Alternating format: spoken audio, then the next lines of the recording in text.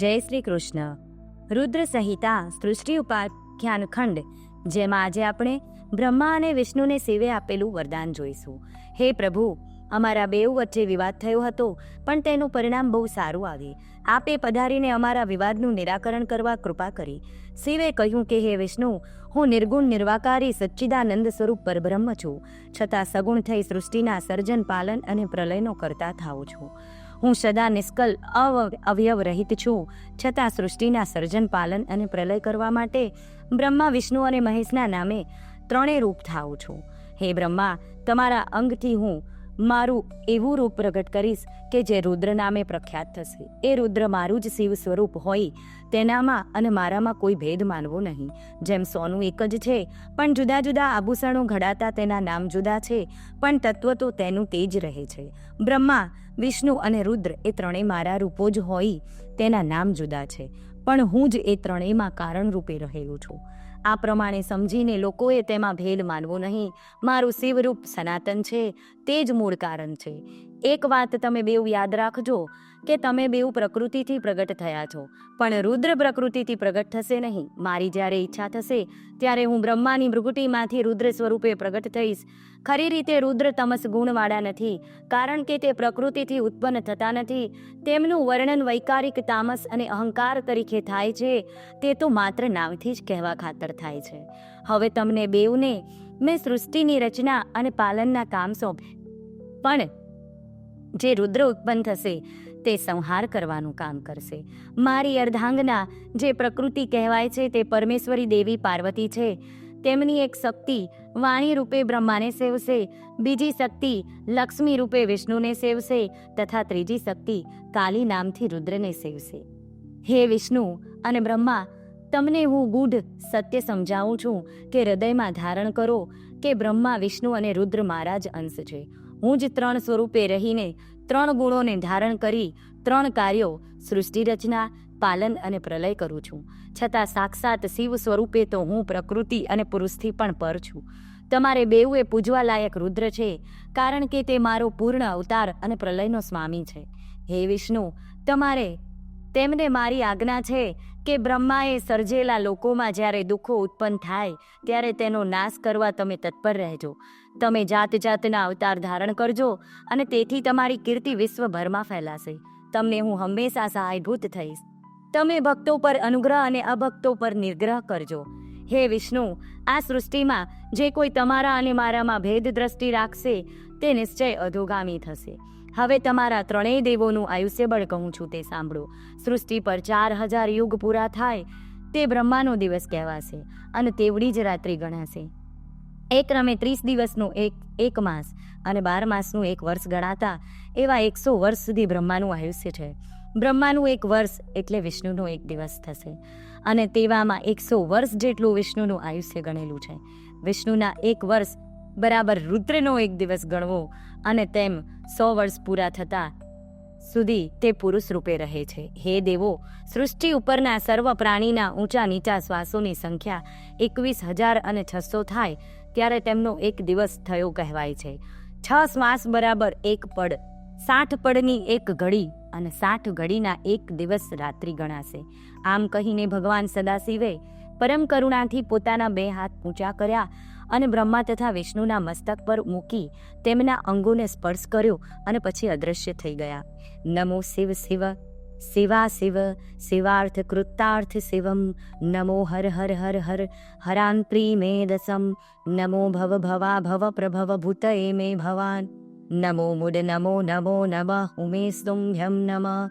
શિવ પૂજનનો મહિમા અને વિધિ. શું તે આ પ્રમાણે કથા કહી અને ઉપરનો શ્લોક બોલી શિવજીને મનોમન નમસ્કાર કરીને શાંત થયા. મુનિઓ બોલી ઉઠ્યા કે હે સુત, તમે અમને આજે દિવ્ય કથા સંભળાવી, અમે તમને નમસ્કાર કરીએ છીએ. શિવ તત્વથી ગૂઢ કથા સાંભળી અમે પરમ પવિત્ર થયા છીએ. હવે તમે અમને શિવજીની પૂજા વિધિ તો કહી સંભળાવો. 4 વર્ણના લોકો શિવજીનું પૂજન કરે છે, તો તે કેવી રીતે કરવું જોઈએ તે વિસ્તારથી સમજાવો. સુત બોલ્યા, હે મુનિઓ, તમને ધન્ય છે. તમારી શિવ પ્રત્યેની ભક્તિ જોઈ હું સર્વ કહીશ. અગાઉ એક પ્રસંગે મારા ગુરુ મહર્ષિ વ્યાસે સનંત કુમારને આવો જ પ્રશ્ન કર્યો હતો. તે સમયે મુનિ ઉપમન્યુ પણ ત્યાં હાજર હતા. અને તેમની પાસેથી શ્રી કૃષ્ણને તે સાંભળવા મળ્યું હતું. તે શ્રીમદ ભાગવત પુરાણમાં છે. મહર્ષિ વ્યાસજીએ કૃપા કરી મને કહ્યું હતું કે તમોને બ્રહ્મા અને નારદના સંવાદ રૂપે કહું છું. બ્રહ્મા બોલ્યા, હે નારદ, જ્યાં સુધી શિવ પૂજન કરાતું નથી ત્યાં સુધી મનુષ્યને 4 પ્રકારના કષ્ટો સહન કરવા પડે છે: ગરીબાઈ, આધિ, વ્યાધિ, ઉપાધિ અને શત્રુ. માટે સર્વ કામનાઓ પ્રાપ્ત કરવા માટે પરમ ભક્તિથી શિવ પૂજન કરવું. 4 વર્ણના લોકો શિવ પૂજન કરી શકે છે. પ્રાતઃકાળમાં ઉઠીને શિવ સ્મરણ કરવું, પછી નિત્ય કર્મથી પરવારી સ્નાન સંધ્યા પૂર્ણ કરી પૂજન વિધિ શરૂ કરવી. તે માટે દેવ મંદિરમાં જવું અને પૂજાની સામગ્રી સાથે લઈ જવી. આસન ઉપર બેસી આચમન કરી પ્રાણાયામ કરી શિવનું ધ્યાન ધરવું. ધ્યાયે નિત્યમહેશં રજતગિરિનંભં ચારુ ચંદ્રવંતં શં રત્રાકલ્પોજવાલંગમ પરશુરામૃંગમ વર્રા ભીતિહસ્તપ્રસન્നം પદ્માસીनं શમંતાશું મમાર ગુણવ્યાર્ધકૃન વસાनं વિશ્વધાनं ચ વિશ્વધાनं નિખિલં ભયહરં પંચમ વક્રમ ત્રિનેત્રમ.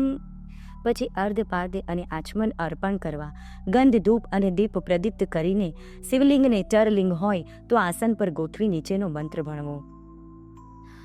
ઓમ છંદો જાત પ્રબધામી સંદો જાતવે નમો નમઃ ભવે ભવે નાતિ ભવે ભવશ્યમા ભવોદંબયાન.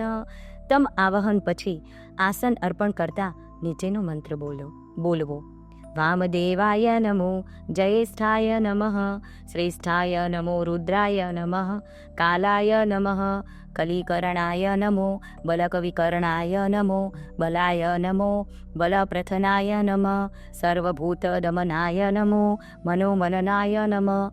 આસન પછીનો પાદ્ય માટેનો મંત્ર: અઘોરેભ્યો ધોરભ્યો ધોરઘોરતરેભ્ય શર્વેભ્ય સર્વેભ્યો નમસ્તે અષ્ટુરુદરૂપ્રેભ્ય. પછી અર્ધ માટેનો મંત્ર: તત્પુરુષાય વિદ્મહે મહાદેવાય ધીમહિ તન્નો રુદ્ર પ્રચોદયાત. આચમન માટેનો મંત્ર: ઈશાન સર્વવિદ્યાના ઈશ્વર સર્વભૂતાના બ્રહ્માધિપતિ બ્રહ્મણો ધીમતિ બ્રહ્મા શિવો મે અસ્તુ સદા શિવોહમ. પછી પંચહૃદયવાળા પંચામૃતથી ગંગાજળ કે ત્રિથોદકથી અભિષેક કરવો અને સ્વચ્છ જળથી સ્નાન કરવું. કરાવી શુદ્ધ વસ્ત્ર વડે લૂછી ચંદન લગાડવું. પછી તાજા સુંદર પુષ્પો જેવા ચંપો, ગુલાબ, કરેણ, માલતી, કમળ વગેરે અર્પણ કરવા. મંત્રપૂર્વક કરેલી પૂજા સર્વફળ આપનારી થાય છે. શિવ પૂજનમાં રુદ્ર સૂક્ત, નીલ સૂક્ત તથા 4 વેદના સૂક્તો અને મંત્રો વડે પૂજન કરવું. પુરુષ સૂક્તથી પણ પૂજન કરી શકાય. શિવલિંગ એ સાક્ષાત શિવ તત્વ છે, માટે તેનું વિધિપૂર્વક પૂજન કરવું જોઈએ અને પંચાક્ષરથી જપ કરવો. પછી હાથમાં પુષ્પો લઈ ઊભા થઈ નીચેનો મંત્ર બોલી પ્રાર્થના સ્વરૂપે શિવને ચડાવવા.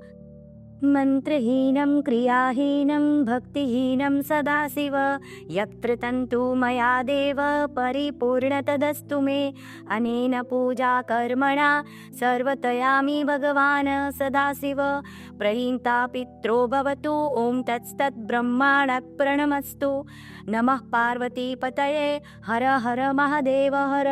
હે પ્રભુ, સમજમ પૂર્વક કે અજાણતા મેં આપના જે જપ, પૂજન વગેરે કર્યા છે તે આપની કૃપાથી પરિપૂર્ણ થાવો.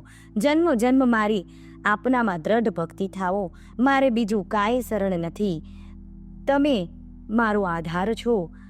ખૂબ ભાવપૂર્વક આ પ્રમાણે પૂજન સમાપ્ત કરવું. હે સજ્જનો, શિવ પૂજનના વિધાનમાં ઘણા લોકો પુરુષના એક મંત્રથી 16 પૂજા કરે છે. તે પણ શાસ્ત્ર અનુસાર છે. પૂજનની વિધિઓ ટૂંકમાં કરવી હોય તો શિવમાનસ પૂજાના 5 શ્લોકનો પાઠ કરી લેવો. રત્ને કલ્પિત માનસ હિમત જલે સ્નાનચ્ચ દિવ્યાંબર.